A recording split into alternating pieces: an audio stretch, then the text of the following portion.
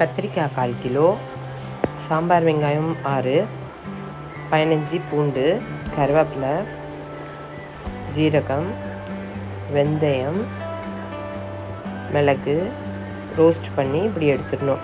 அப்புறம் 3 தக்காளி, 3 வெங்காயம், தேங்காய் 3 பத்தை எல்லாமே ஒரு மிக்ஸி ஜார் எடுத்து இந்த வறுத்த ஜீரகம், வெந்தயம், மிளகு போட்டுட்டு தக்காளி போடணும். அதுக்கப்புறம் வெங்காயம் போடணும். அதுக்கப்புறம் தேங்காய் போட்டுட்டு நல்லா நைஸாக அரைச்சிடணும். இந்த மாதிரி அரைச்ச பிறகு அதில் மஞ்சள் ஒரு 1/2 ஸ்பூன், தனியா 3 ஸ்பூன், மிளகாய் 1 ஸ்பூன் போட்டுட்டு புளி கரைசல் எடுத்து வச்சுக்கணும். ஒரு பேன் எடுத்து எண்ணெயை ஊற்றிட்டு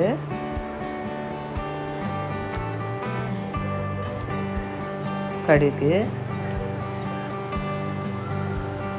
கருவேப்பிலை, சீரகம், பூண்டு, தட்டின பூண்டு, சாம்பார் வெங்காயம், உப்பு எல்லாம் போட்டு நல்லா வதக்கிடணும். வதக்கின பிறகு கத்திரிக்காய் போட்டுடணும். போட்டு நல்லா வதக்கணும். கத்திரிக்காயையும் வதக்கின பிறகு இந்த அரைச்சி வச்ச இதெல்லாம் சேர்த்து வச்சது போட்டு நல்லா கிளறி விடணும். எண்ணெயில் நல்லா வதங்கணும். வதங்கின பிறகு புளி கரைசலை ஊற்றணும். ஊற்றிட்டு குக்கரில் 2 விசில் விடணும்.